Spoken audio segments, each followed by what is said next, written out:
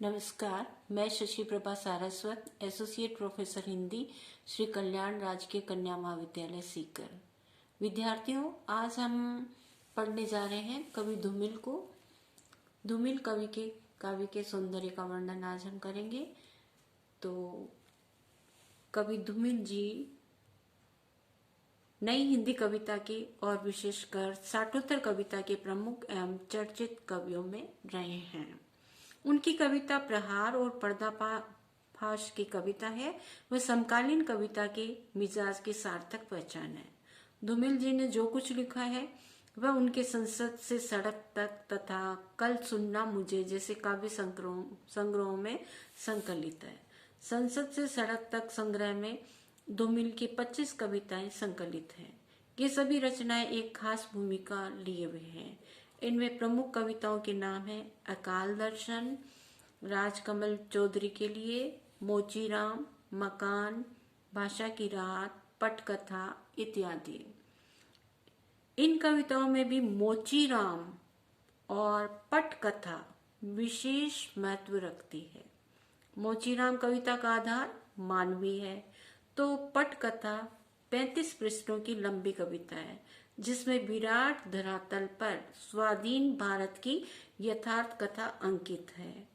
कल सुनना मुझे कविता संग्रह के अंतर्गत 37 कविताएं हैं। इसमें कवि ने शब्दों को खोलकर अपनी समकालीन समझ का पूरा परिचय दिया है। धूमिल के काव्य में आए विविध संदर्भों को हम इस प्रकार से निम्नलिखित प्रकार से स्पष्ट करेंगे।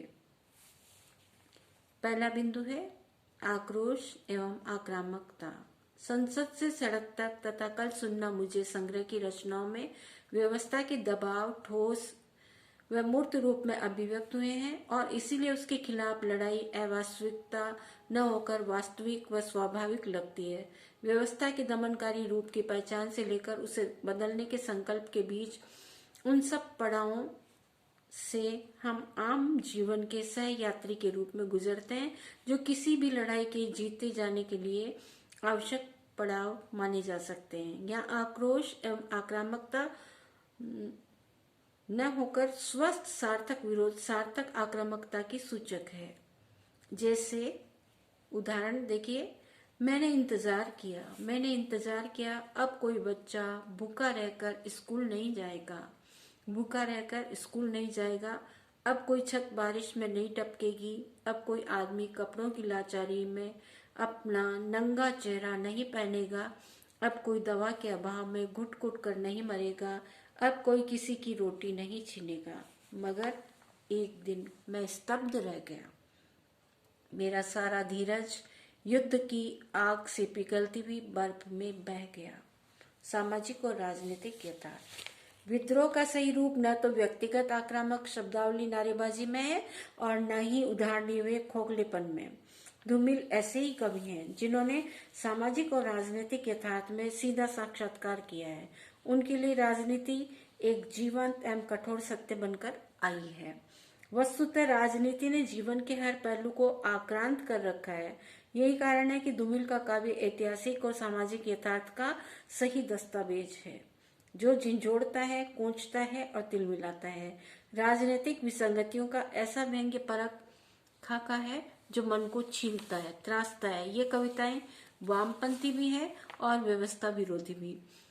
इनमें विद्रोह का, आक्रामकता का नकली बाना न होकर संवेदनाओं और धड़कनों की सही पकड़ है।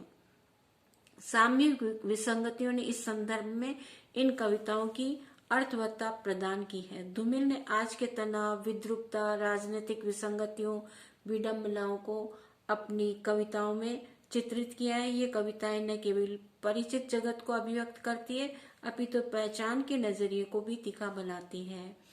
उदाहरण से देखिए, व्यथा की खोह में हर तरफ बूढ़े और रक्त लोलुप मसालची घूम रहे इतिहास की ताजगी बनाए रखने के लिए नौजवान सफल मौतों की टोह में।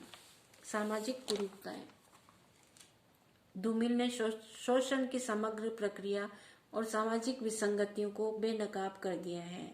यथार्थ को जब तक नंगा न किया जाए तब तक पर्दाफाश और चीर फाड़ कैसे हो। विकृतियों प्रति का हमला तेज धावा धूमिल की कविता का मूल बिंदु है।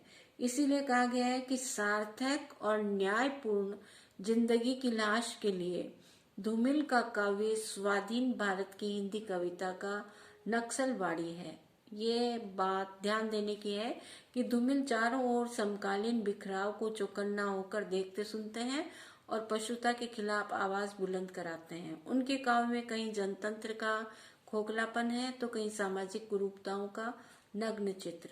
धूमिल ने विशुद्ध वर्तमान और सामाजिक संदर्भों को ही अपने काव्य में उठाया है। धूमिल की कविता न विगत की कविता है और न भविष्य की, वह केवल आज की और क्षण की कविता है। इस संदर्भ में अशोक वाजपेयी जी लिखते हैं, प्रासंगिकता और समसामयिकता ही उनकी सार्थकता है। आप उसकी कोई भी कविता कहीं से भी पढ़ लीजिए, समकालीन जीवन के इंद्रजालिक फरेबों के बीच जा पहुंचेंगे। आप ऐसी मुस्तैदी प्रजा के साथ होंगे जो आपको खतरे के हर मौके और मुकाम से आगाह कराती है। वे जो जीवन के हर क्षण में कहीं न कहीं छुप कर बैठे हैं, जो संसद से सड़क तक हर तरफ फैले हुए हैं। अकाल दर्शन कविता में सामाजिक कुरूपताओं और आज की बनावटी प्रदर्शन प्रवृत्ति की अभिव्यक्ति व्यंग्यात्मक शिल्प में की गई है। जैसे वह कौन सा प्रजातांत्रिक नुस्खा है, वह कौन सा प्रजातांत्रिक नुस्खा है कि जिस उम्र में मेरी माँ का चेहरा झुर्रियों की झोली बन गया है, उसी उम्र की मेरे पड़ोस की महिला के चेहरे पर मेरी प्रेमिका के चेहरे सा लोच है। वे चुपचाप सुनते हैं, उनकी आंखों में विरक्ति है, पछतावा है, संकोच है। ये क्या है कुछ पता नहीं चलता, वे इस कदर पस्त हैं। विकृतियां धूमिल के काव्य में एंटी रोमांटिक भावना के फलस्वरूप अभद्रता, फुहड़ता दिखाई देती है। उनमें रूमानियत विरोधी भावना के फलस्वरूप पिगमैनी सुंदरी का रूप दिखाई नहीं देता, बल्कि नारी अधिकतर गर्भवती, वेश्या इत्यादि चित्रित हुई है। मतलब यह कि धूमिल ने नारी जीवन के सामाजिक स्वस्थ और संतुलित रिश्ते की चर्चा लगभग नगण्य की है। उसमें सौंदर्य दर्शन बिल्कुल भी नहीं है, बल्कि वहशीपन और विभत्स दर्शन है। कवियों की तरह उनमें यौन प्रतीक बिखरे पड़े हैं जो भयावह सच्चाइयों को उभारने में समर्थ है। अकाल दर्शन और प्रौढ़ शिक्षा दोनों कविताओं में विविध विकृतियों की स्थिति को ईमानदार शैली में अभिव्यक्ति दी गई है। जन चेतना किसान कवि धूमिल का गांव से जीवंत और गहन संपर्क रहा है, जहां अन्य साहित्यकार गांव को दूर से देखकर उसकी गरीबी और विषमता के प्रति मगरमच्छ के आंसू बहाकर रह जाते हैं।